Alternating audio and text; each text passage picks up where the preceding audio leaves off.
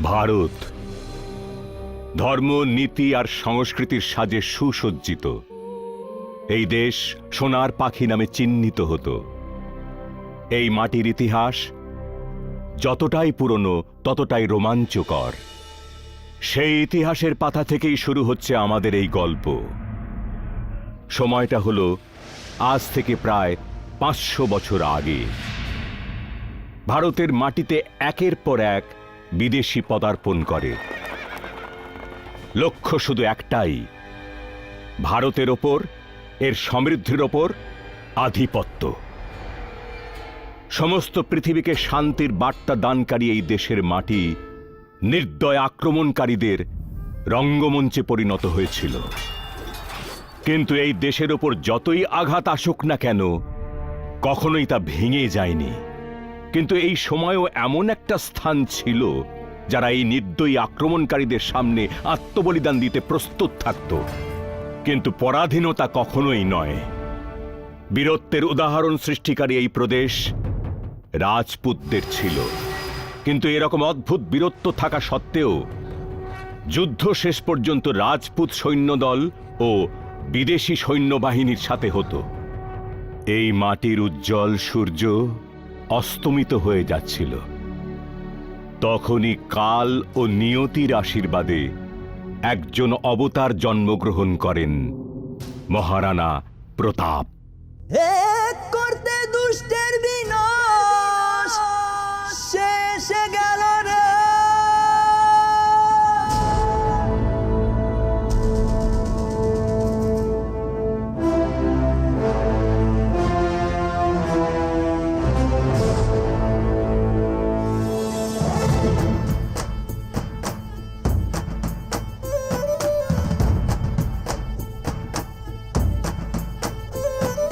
রক্ত ঘুরছে শরীরে,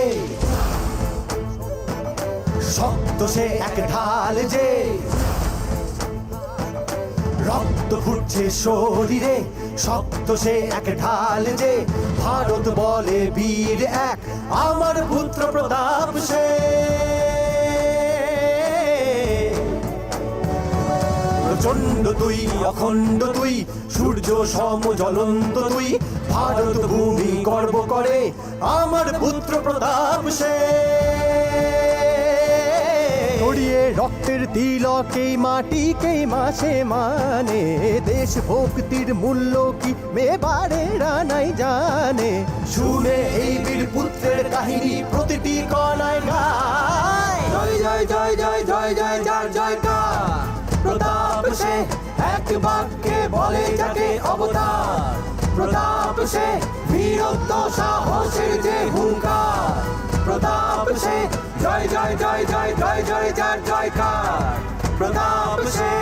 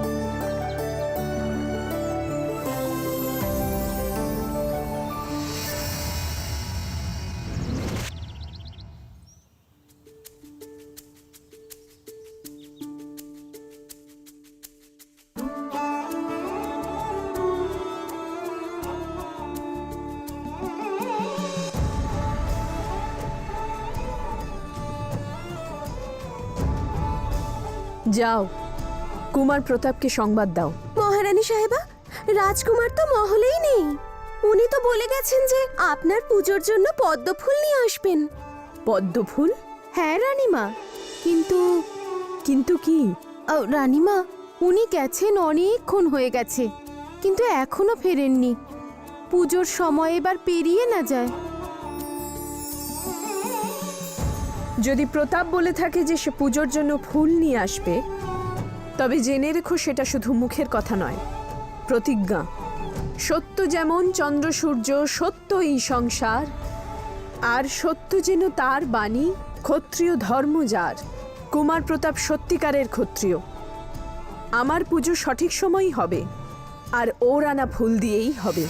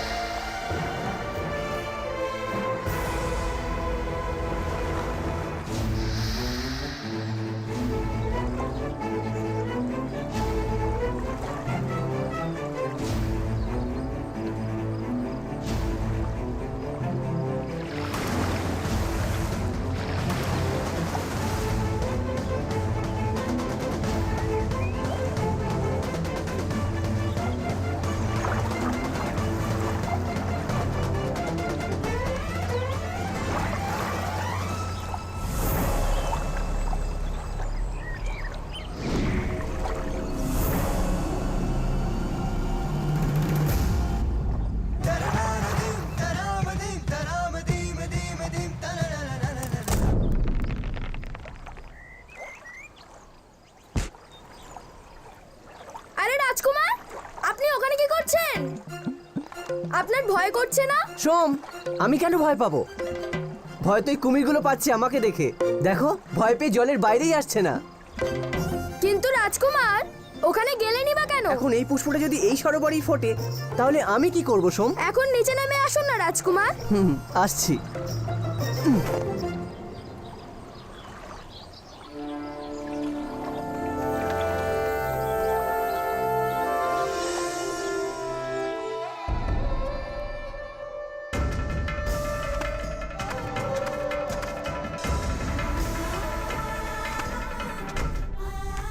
রানীমা, রাজকুমার যে এখনো প্রতাপ এসে গেছে। জয় জয় জয় জয় জয় জয় জয় জয়কার। প্রতাপ সে এক বাক্যে বলে যাকে অবতার। প্রতাপ সে বীরত্ব সাহসের যে হুঙ্কার। প্রতাপ সে জয় জয় জয় জয় জয় জয় জয় জয়কার। প্রতাপ সে।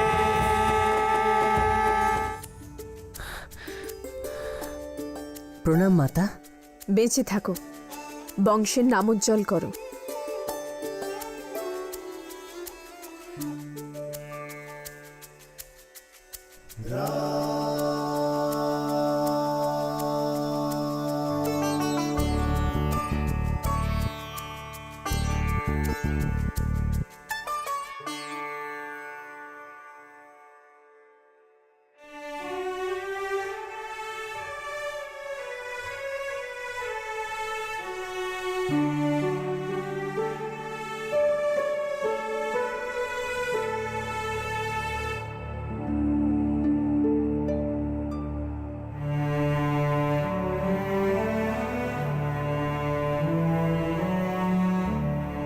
প্রতাপ, আমার আশীর্বাদ তো সর্বক্ষণ তোমার সঙ্গেই আছে, কিন্তু নিজেকে এমনভাবে গড়ে তোলো যাতে সমস্ত প্রজা, সমস্ত দেশ তোমাকে আশীর্বাদ করে। তাহলে মাতা, সেই কাহিনী আমাকে শোনান যা আমার সবচেয়ে ভালো লাগে। এগুলো শুধুই কাহিনী নয় রাজকুমার, তোমার পূর্ববংশে সেই সমস্ত কীর্তি যা তোমায় এগিয়ে নিয়ে যেতে হবে। আজ্ঞে মাতা, আপনার কাছ থেকে আমার বীর সাহসী পূর্বপুরুষদের কথা শুনলে আমি খুব আবেগপ্রবণ হয়ে পড়ি মাতা। সেই জন্য আমি তাদের কথা বারবার শুনতে চাই। তোমার এই উৎসাহকেই ধীরে ধীরে বীরত্বে পরিণত করতে হবে প্রতাপ। তোমার শরীরের রক্ত তো এই মহান বীরদেরই রক্ত, কিন্তু সেই রক্তকে এই রাজবংশের যোগ্য করে তুলতে হবে। মাতা, আমিও এনাদের মতো বীর হতে চাই। আমাদের পূর্ববংশী রানা রাইমল, রানা হামির, রানা কুম্ভ, রানা সংগ্রাম। মাতা, ওনারা কি ওনাদের আশীর্বাদ দিয়ে ওদের মতো শক্তিশালী করে তুলবেন? নিশ্চয়ই রাজকুমার, যদি ওনাদের জীবন থেকে শিক্ষা গ্রহণ করো তবে তুমিও ওনাদের মতো বিক্রমশালী হয়ে উঠবে। বীর রানা রাইমলকে মেবারের জনক বলে। ওনার এক হুঙ্কারেতে শত্রু থরথর কাঁপে। রানা হামির করলেন শুরু রানাদের কাহিনী। শূরবীর পরাক্রমী ছিলেন মহাবলী দানী। রানা কুম্ভর মধ্যে পাই মোরা এক লিঙ্গের ছায়া। রাজবংশ পায়নি কখনো পরাধীনতার কারা। এরপর এলেন সেই মহাবীর যিনি রণক্ষেত্রে সিংহ ছিলেন। এক চক্ষু আর এক হাত নিয়েও রণভূমি কম্পিত করতেন।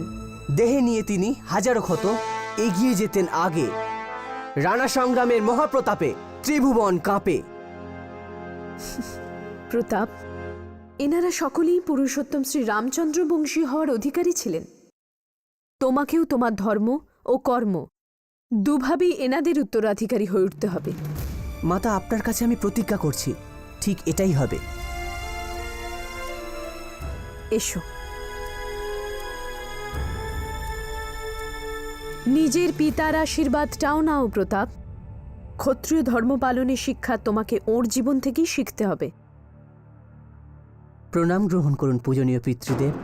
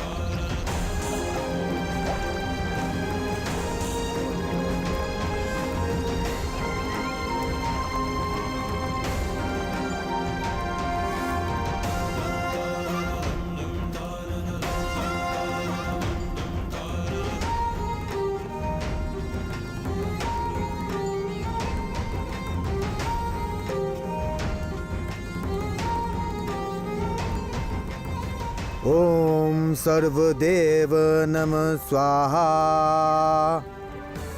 ॐ कुलोदेवाय नमः स्वाहा। ॐ सर्वदेवाय नमः स्वाहा।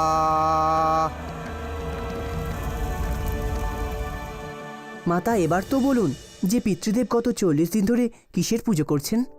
পুত্র মহারাজের ভাবনা তো একমাত্র তিনিই জানেন, কিন্তু তোমার পিতৃদেব যা করে থাকেন তা দেশের ভালোর জন্যই হয়ে থাকে। মহারাজ একলিঙ্গ দেবের কঠিন ব্রত পালন করছেন প্রতাপ। ওনার মনে কোনো বড় উদ্দেশ্য থেকে থাকবে হয়তো। ওই বড় উদ্দেশ্য পূর্ণ করার জন্য আমিও সঙ্গ দেব মাতা। কোনো উদ্দেশ্যে সহযোগিতা করার পূর্বে তোমাকে নিজেকে তার জন্য যোগ্য করে তুলতে হবে প্রতাপ। আপনার পুত্র এই ঐতিহাসিক তলোয়ার হাতে নিয়ে এক্ষুনি প্রমাণ দেবে মাতা। কুমার প্রতাপ, থেমে যাও। এই তলোয়ার তুমি এখনই হাতে নিতে পারো না। আপনি এরকম কেন বলছেন মাতা? তোমাকে আমি এই তলোয়ার সম্পর্কে এত কিছু বলেছি, তাও প্রশ্ন করছো রাজকুমার? কিন্তু মাতা, এটা কোনো সাধারণ তলোয়ার নয় প্রতাপ। এটা এই রাজবংশের গৌরব চিহ্ন। এটা কে ধারণ করবে তার নিয়তি নিজেই বেছে নেবেন। তুমি এমনি এমনি এটা নিয়ে খেলতে পারো না। মনে রেখো প্রতাপ, তাহলে কি মাতা নিয়তি আমাকে এই ঐতিহাসিক তলোয়ারের জন্য বেছে নেননি? যদি তোমার সেই সমস্ত গুণ থাকে, দেশপ্রেম, পরাক্রম, ত্যাগ, যার জন্য সমস্ত দেশ আপনার সাথে নিজের সর্বস্ব বিসর্জন দিতে তৈরি থাকবে, তখন প্রতাপ, নিয়তি এই তলোয়ারের জন্য তোমাকেই বেছে নেবেন। কারণ একবার তুমি এই তলোয়ার হাতে নিলে তখন তুমি তোমার দায়িত্ব থেকে পিছু হটতে পারবে না। এই তলোয়ার একটা সংকল্প, একটা প্রতিজ্ঞা। আর এই সংকল্প? যেদিন তোমার হৃদয় দেশকে রক্ষা করার জন্য সত্য সংকল্প জন্মাবে, সেদিন শ্রী রামচন্দ্রের কৃপায় এই তরোয়াল তোমার হাতে চলে আসবে।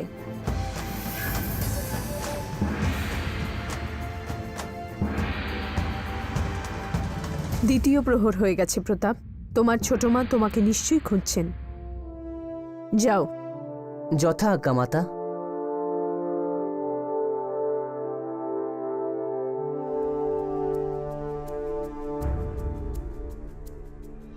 মহারাজ, আমার একলিঙ্গ দেবের কাছে শুধু একটাই প্রার্থনা, মেবারের পরাধীনতার জন্য আপনি যে কষ্ট পাচ্ছেন তা অবিলম্বে সমাপ্ত হোক।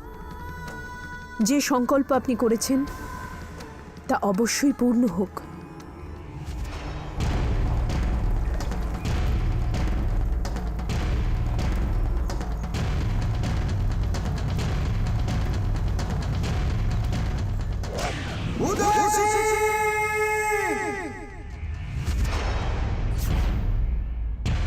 মহারাজ, আমরা মৃত্যুকে গ্রহণ করে নেব, কিন্তু আত্মসমর্পণ কিছুতেই করব না। তো কি আসে যায় ওদের 40,000-এ, আর আমরা মাত্র 1000। মহারাজ, আমরা যুদ্ধের জন্য সবাই প্রস্তুত আছি। ঝাঁপিয়ে পড়ব ওদের ওপর। আমাদের একজন যোদ্ধা ওদের 10 জন যোদ্ধার সমান। সকল চিতরবাসী যুদ্ধের জন্য তৈরি মহারাজ। আপনি শুধু আদেশ করুন, একজনকে শেষ করে ফেলবো। আজ্ঞা করুন মহারাজ, আজ্ঞা করুন মহারাজ, আজ্ঞা করুন, আজ্ঞা করুন মহারাজ, আজ্ঞা করুন, আজ্ঞা করুন মহারাজ, আজ্ঞা করুন, আজ্ঞা করুন মহারাজ, আজ্ঞা করুন, আজ্ঞা করুন মহারাজ, আজ্ঞা করুন, আজ্ঞা করুন মহারাজ, আজ্ঞা করুন, আজ্ঞা করুন মহারাজ, আজ্ঞা করুন, আজ্ঞা করুন মহারাজ, আজ্ঞা করুন, আজ্ঞা করুন মহারাজ, আজ্ঞা করুন, আজ্ঞা করুন মহারাজ, আজ্ঞা করুন, আজ্ঞা করুন মহারাজ, আজ্ঞা করুন, আজ্ঞা করুন মহারাজ,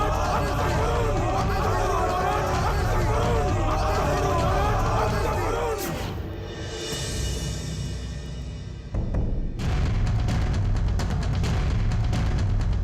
আত্মসমর্পণ। আমরা আত্মসমর্পণ করব। এ আপনি কি বলছেন মহারাজ? রাজপুত করবে আত্মসমর্পণ? কি করে সম্ভব? আমরা মরে যাব, শেষ হয়ে যাব মহারাজ। সেটাই চাই শত্রুপক্ষ, যে বাপ্পা রাওয়ালের পুরো বংশটাই নিশ্চিহ্ন হয়ে যাক। আপনারা সকলে কি মনে করেন যে আমি আমার ক্ষত্রিয় ধর্ম ভুলে গেছি? রাজপুত ধর্মে আমিও অবগত। হাসতে হাসতে মাতৃভূমির জন্য প্রাণ ত্যাগ করার শিক্ষা আমিও প্রাপ্ত করেছি। কিন্তু এখন আমি যেটা বলছি তা মেবারের ভালোর জন্য।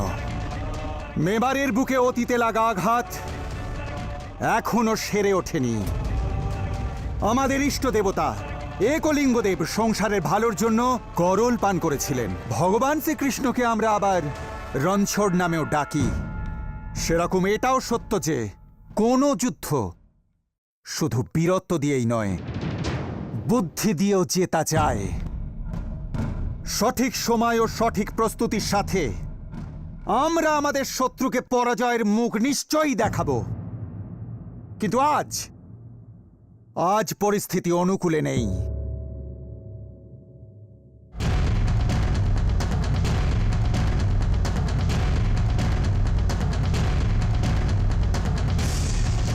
চিতোরের কেল্লার এই চাবি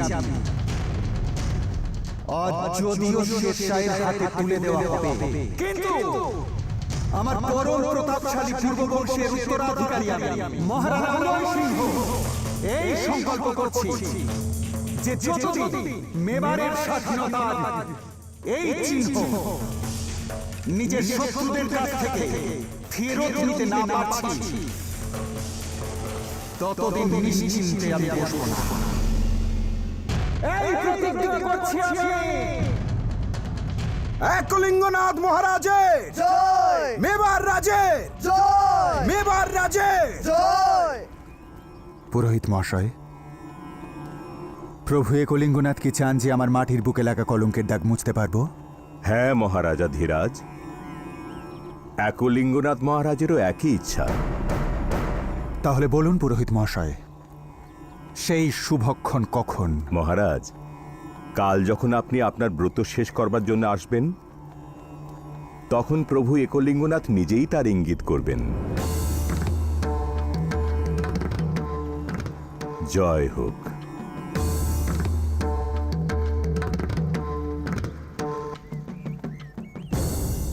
আজ্ঞা করুন মহারাজ। প্রাসাদে গিয়ে সংবাদ দিয়ে দিন যে আমি শীঘ্রই সেখানে উপস্থিত হব। আগে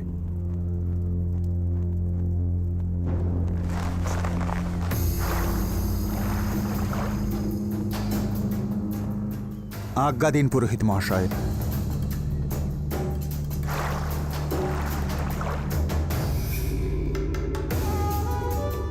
রাওয়াত মহাশয়,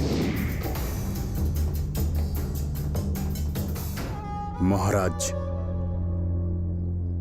একমাত্র আপনিই আছেন যাকে আমি নিজের থেকেও বেশি বিশ্বাস করি।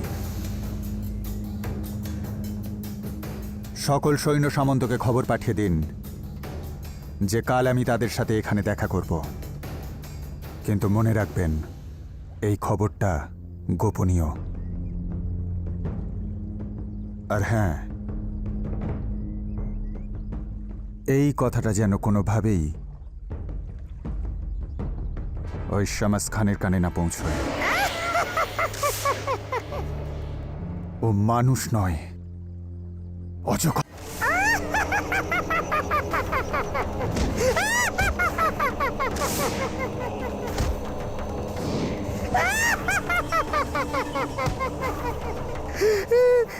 কি দেখাচ্ছ? নাচ? আমার তো মনে হয়েছিল লড়াই হবে। হ্যাঁ, আচ্ছা আমাকে একটু মনে করিয়ে দাও, তারা কোন দুজন ছিল যারা ছাগল ও তার পালককে আমার মানে শমস্কানের আস্তানে আসতে দিয়েছিল? হ্যাঁ, তুমি বলো।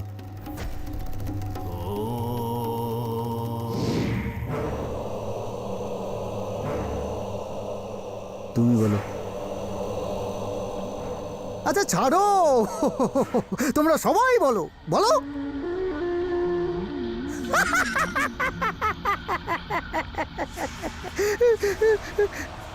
ওই মেষপালক সোজা উদয় সিং এর প্রাসাদ থেকে সম্মানের সাথে আসলো আমার আস্তানায়। এত সম্মান তো কখনো তোমরা আমাকেও দাওনি।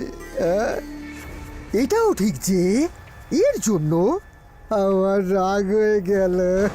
আর যখন রাগ হয়ে গেছে তখন তোমাদের দুজনকে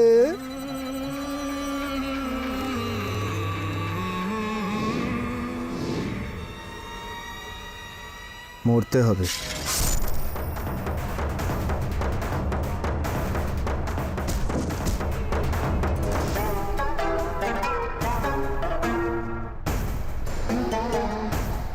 ক্ষমা চেয়ে নিচ্ছে, মজাই আসছিল না। কি বাজে লড়াই করছিল।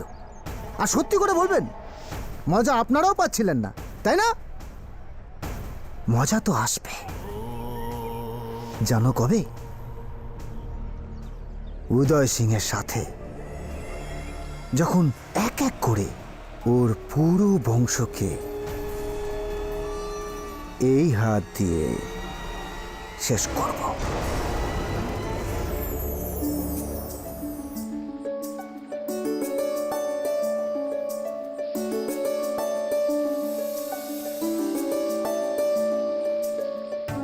এটা কি এত পাতলা? আমার প্রতাপের ঘন ডাল পছন্দ। এই ডালটা দেখে তো বলবে ছোট মা, আমি তো এই ডালটা খেতে পারবো না। এটাকে আপনি ঘন করে দিন। আমার প্রতাপের তো কোনো মিষ্টিই পছন্দ হয় না। এই ক্ষীরটাতে আরেকটু মিষ্টি দিয়ে দাও, তাহলে প্রতাপের পছন্দ হবে।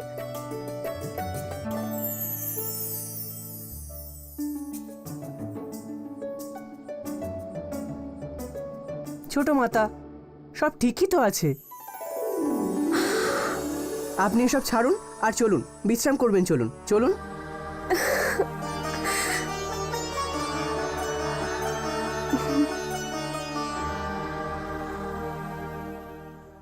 তুমি এসে গেছো কুমার প্রতাপ। আজকে আমি তোমার পছন্দের ক্ষীর নিজের হাতে বানিয়েছি। ছোট মাতা, আমার জন্য আবার এত পরিশ্রম করেছেন? হ্যাঁ রানীমা, এই অবস্থায় বৈদ্যমশাই আপনাকে আরাম করতে বলেছেন। বৈদ্যমশাই আমাকে আরাম করতে বলেছেন, কিন্তু এটা তো বলেননি যে আমি আমার প্রিয় পুত্রের চিন্তা করা ছেড়ে দেব। প্রতাপ, তুমি আমার গর্ভে জন্ম না নিলেও তুমি আমার প্রথম সন্তান। এসো। রানীমা, এই তেঁতুলগুলোই পেলাম, ব্যাস। কাঁচা আম কোথাও পেলাম না এই সময়। কোনো ব্যাপার নয়, তুমি ওটা রেখে দাও, তেঁতুল দিয়েই কাজ চালিয়ে নেব। ছোট মাতা, আপনার কাঁচা আম চাই? প্রয়োজন ছিল, কিন্তু তেঁতুল আছে তো। ছোট মাতা, আপনার কাঁচা আম খেতে ইচ্ছে করছে, আপনি তেঁতুল খাবেন কেন? আপনি অপেক্ষা করুন, আমি কাঁচা আম আনছি। প্রতাপ, এর কোনো প্রয়োজন নেই। আমি যখন একবার বলেই ফেলেছি, তখন আমাকে কথার দাম তো রাখতেই হবে, তাই না? প্রতাপ, তোমার ভোজন।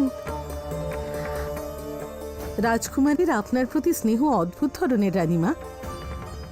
কুমার প্রতাপের সব কিছুই ভীষণ অদ্ভুত। ওর মতন আজ্ঞাকারী সাহসী পুত্র সব মায়েরই স্বপ্ন।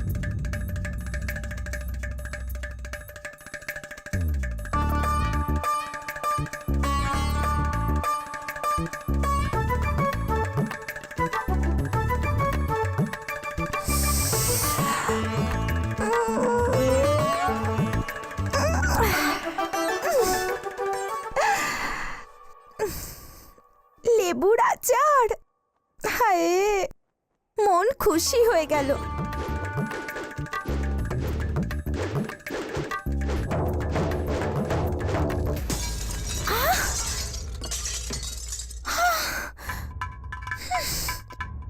কুমার শক্তি, এটা কি করলে তুমি? তুমি কি এই জায়গাটাকে রণক্ষেত্র ভেবে নিয়েছো? আমার সমস্ত আচার নষ্ট করে দিলে। এবার আমি কি করব? তুমি কি জানো না তোমার মা আচার খেতে কতটা ভালোবাসে?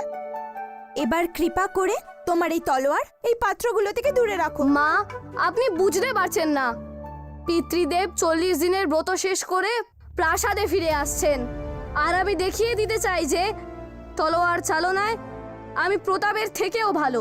যতক্ষণে ওনার শিক্ষা শুরু হবে, ততক্ষণে তলোয়ার চালনায় ওনার থেকে আমি অনেক বেশি এগিয়ে যাব। প্রণাম মেজমাতা। দীর্ঘজীবী হও কুমার প্রতাপ। কেমন আছো ভাই শক্তি? ভালো আছি দাদা ভাই। আরে, তুমি তলোয়ার কিভাবে ধরে আছো? এটা এভাবে নয়, এইভাবে ধরতে হয়। আচ্ছা, আপনি শিক্ষা গ্রহণ না করেই জেনে গেছেন? হ্যাঁ ভাই শক্তি, আমাদের পিতৃদেবকে অনুশীলন করার সময় দেখেছি। এই দেখো, আমরা যদি এটাকে এইভাবে ধরি তাহলে বল বেশি পাবো। এই নাও। আচ্ছা মেজমাতা, আপনি কি বলতে পারবেন এখানে কাঁচা আম কোথায় পাবো?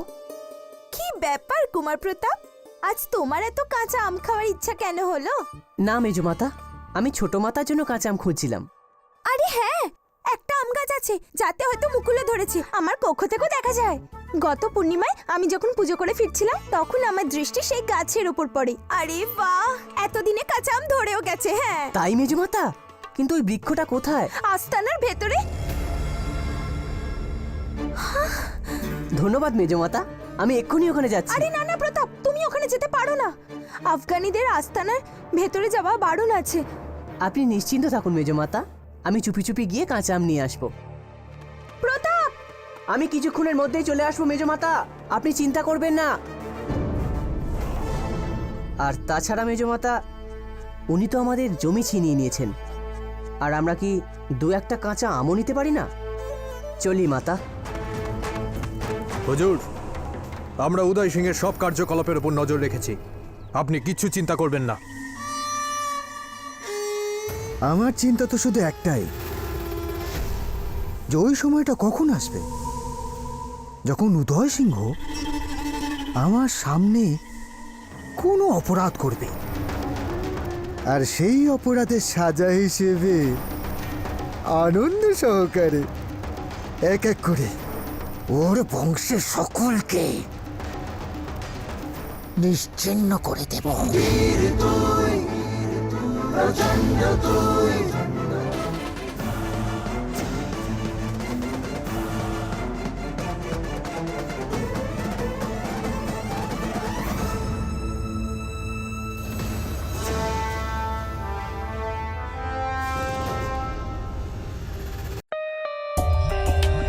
For more updates, subscribe to our channel, click the show links and enjoy watching the videos.